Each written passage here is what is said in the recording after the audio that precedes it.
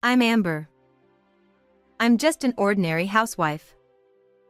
My husband Henry is very kind, and we've never had an argument. It might sound like we're bragging, but we really are a very happy couple. Since my parents have already passed away, we are now living in an apartment near my in-laws.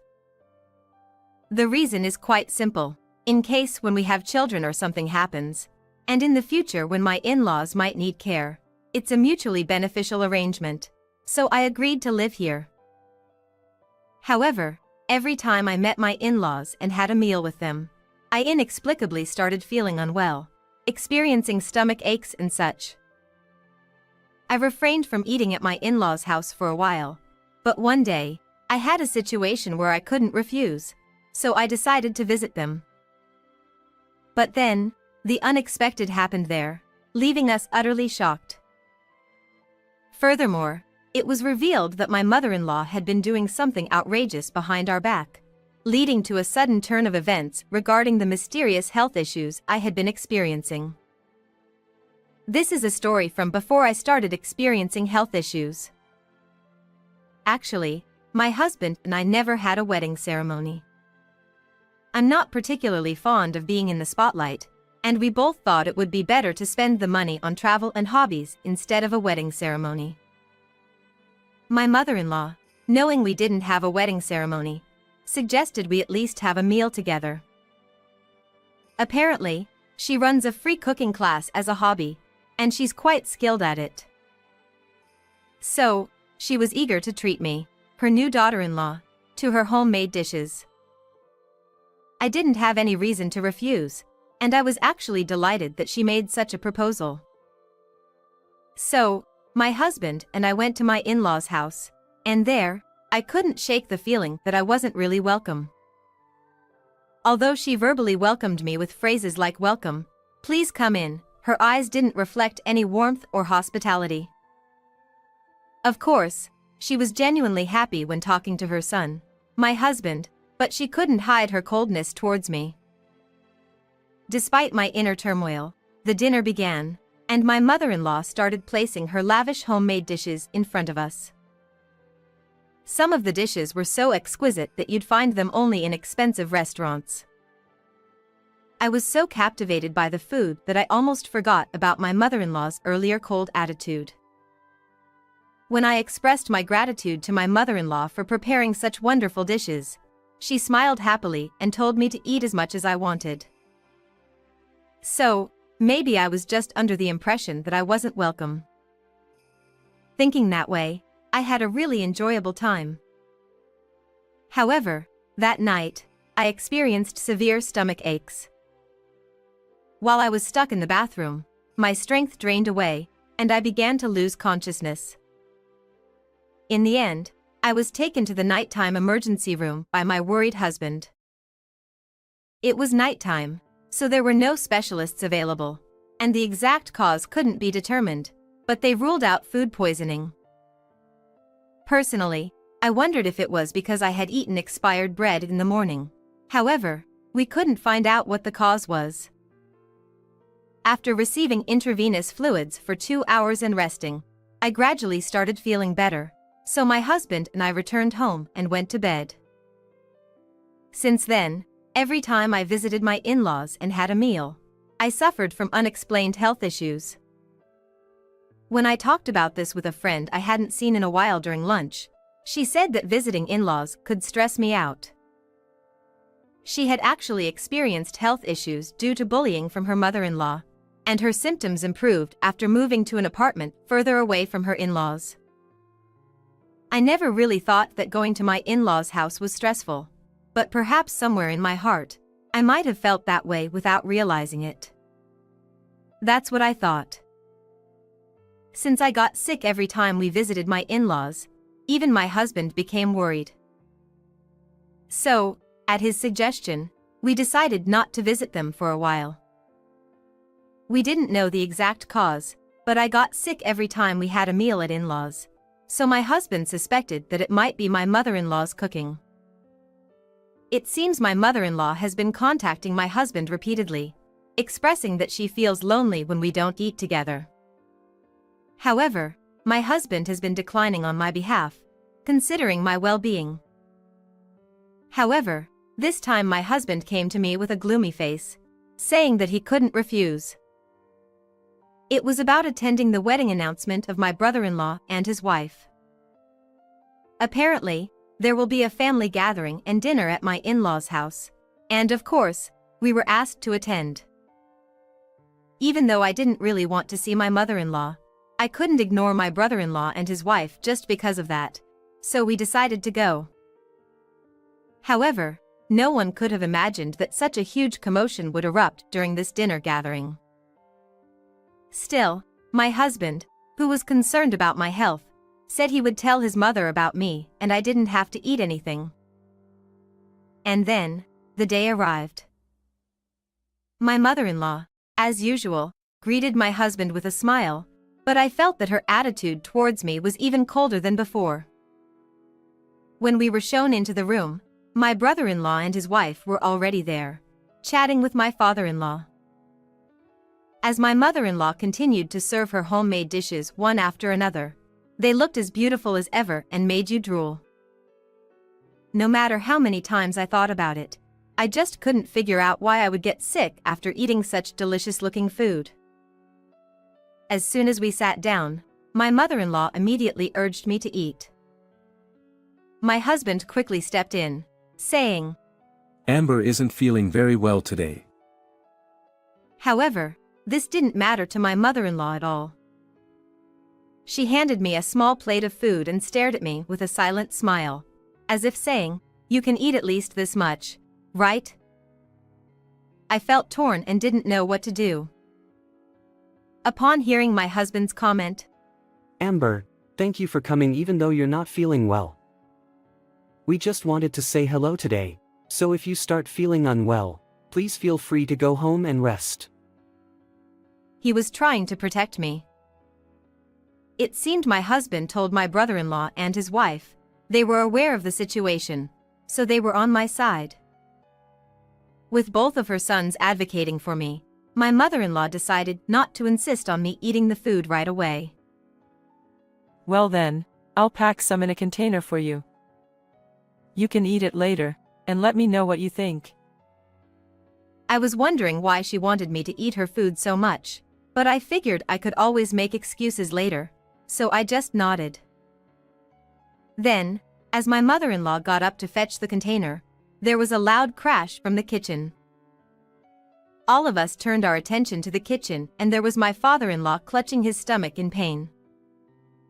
He hadn't even touched the food yet, so we didn't know what had caused it. In a panic, my mother-in-law rushed to support my father-in-law and asked him what was wrong. "My stomach. It hurts so much. I just ate some food in the kitchen before everyone arrived." With that, he collapsed. "No way. That was meant for Amber. But this isn't the time to worry about that. We need an ambulance." She frantically called for an ambulance, and then accompanied my father-in-law to the hospital. Left behind, we could only stand there in shock for a while, but one thing my mother-in-law said stuck with me. My father-in-law had eaten something that had been set aside specifically for me and then complained of severe stomach pain. This meant that there was some kind of secret hidden in that food. I got curious and then I stepped into the kitchen, a place my mother-in-law never allowed me to enter. What I saw there left me speechless. Finally, the cause of my unexplained health issues and my father-in-law's collapse became clear. I couldn't believe someone would do such a thing. Well, I won't go easy on her anymore. I'm ready. We each drove our own car to the hospital where my father-in-law was taken. After completing the check-in process, we headed straight to the hospital room, where we could hear voices from inside.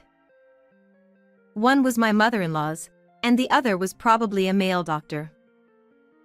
It sounded like my mother-in-law was being questioned about what had happened and why my father-in-law had collapsed like that. "I've already said I don't know anything. We were just having a meal together when he suddenly collapsed. Are you sure? Whether it's spoiled food or expired items, anything you can think of. I've already told you, I don't know anything.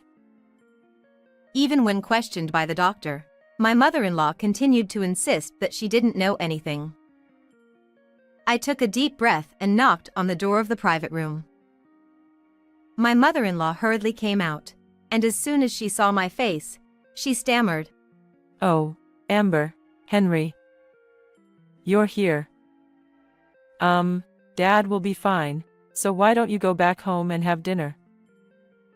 She seemed a bit flustered, so I grabbed the closing door and said with a smile, No, I have something to talk to you about. Behind me, there was my husband putting silent pressure on her, and my brother-in-law and his wife looking at her with scornful eyes, so she couldn't refuse outright. Fine. She reluctantly let us in. It seems that my father-in-law's condition has stabilized somewhat, as his complexion has improved, but the cause of his collapse is still unknown. The doctor told us, after arriving at the hospital, he was conscious for a while and went to the bathroom several times, but then he became severely dehydrated and lost consciousness completely. Well, you know, he's getting older, and he's been drinking nothing but beer lately. She tried to brush it off with a forced laugh. However, she realized that she couldn't deceive neither the doctor nor us, and fell silent, perhaps not to give herself away.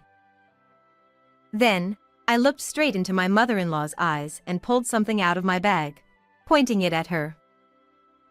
When she saw it, her eyes widened, and she broke out in a cold sweat, and was clearly shaken. This is a laxative, isn't it?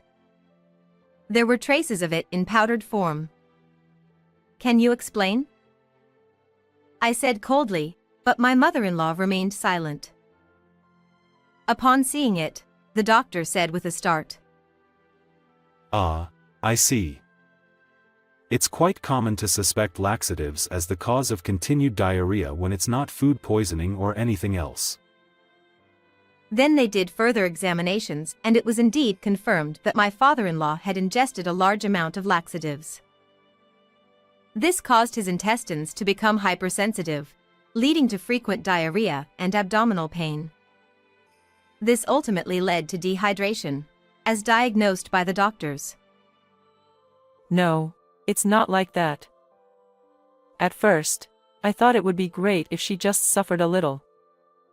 But you, Amber, were so calm about it, so I gradually increased the amount. She finally confessed with no way to escape the situation. The reason for such an action was simple. She felt that I had taken her beloved eldest son away from her. So, what started as a malicious act of mixing a small amount of laxative gradually escalated, and she ended up adding a quantity that caused my father-in-law to collapse. I was appalled, but I said to my mother-in-law, "What you did is beyond comprehension. You have serious issues as a person. Do you know how many times I had to go to the hospital for 4 drips because of what you did? And yet, I can't understand why you would even think to mix such a dangerously large amount." Unable to retort, my mother-in-law hung her head in frustration. And then, the barrage of criticism continued against her. Mom, this is terrible. Amber happened to be tolerant of it and nothing serious hasn't happened to her yet. But what you're doing is no different from being a criminal. After my husband said that, I can't believe it, but were you planning to do the same to Jessica? It's terrifying to even think about.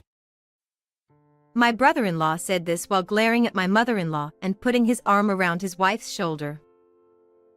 Then the doctor added, You must not use medication inappropriately. As your son said, your daughter-in-law happened to have a mild reaction, but it seems your husband doesn't have much tolerance for laxatives, which is why he had such a severe reaction this time. Shut up. Because. 11 Though my mother-in-law was a grown woman, She cried like a child. Then, we heard a voice coming from another direction. You! How could you do such a cruel thing? I turned towards the source of the voice and saw my father-in-law, who had regained consciousness, looking at us and speaking. Mother-in-law, with tears in her eyes, took my father-in-law's hand. I'm sorry. I never meant to harm you. But my father-in-law forcefully pushed her hand away. My mother-in-law froze, unable to accept what had just happened. Seeing her like that, my father-in-law let out a heavy sigh and said, Even if you didn't mean to harm me, you've been tormenting Amber all this time. Unbelievable. This is not the act of a decent human. Feeling overwhelmed by his words, my mother-in-law clung to my father-in-law, pleading for forgiveness. And to me, my mother-in-law said, I apologize for everything I've done. I won't ever do such a thing again. So please forgive me. If you forgive me, I'm sure everyone will be satisfied. Right.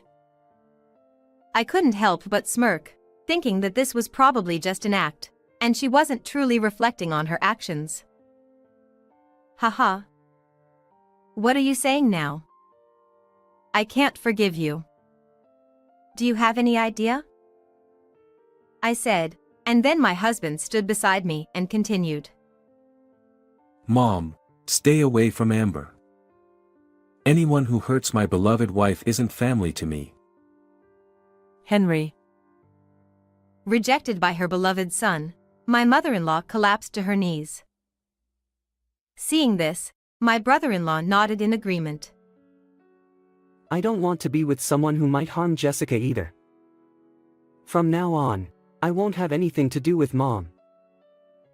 Realizing that her ugly jealousy had caused this situation, my mother-in-law kept crying and begging for forgiveness.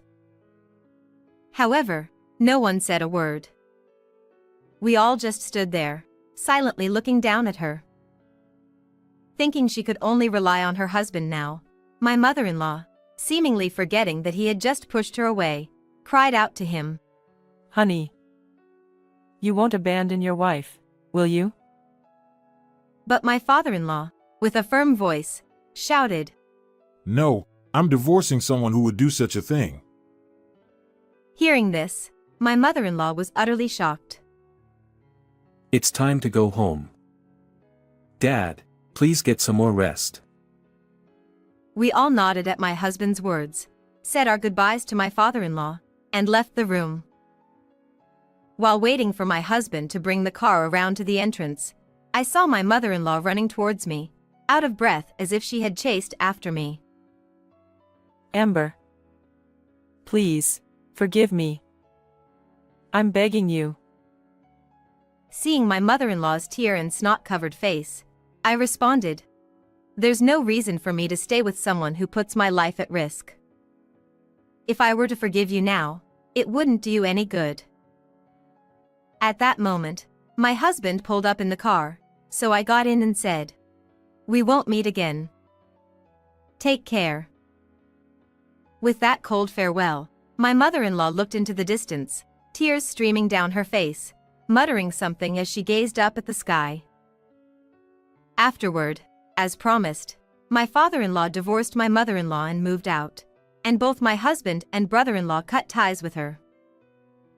Until then, my father-in-law had been the one listed on the apartment lease and had been paying the rent, but now that he's gone, my mother-in-law has to pay the rent herself. However, as a homemaker who didn't know how to earn a living, my mother-in-law managed to make ends meet initially with some portion of the property settlement, but it quickly fell apart. She tried to monetize her cooking classes by reaching out to various people, but the recent scandal became gossip, and she lost all her students. Ultimately, unable to pay the rent, my mother-in-law was evicted from her home. It was then that she finally realized the severity of her situation and began to look for a job. However, without a place to live, finding a job proved to be quite challenging. Currently, She is said to be living on the streets. It's a perfect example of karma, isn't it? As for us, I was relieved from the unexplained health issues, and immediately afterward, I found out I was pregnant.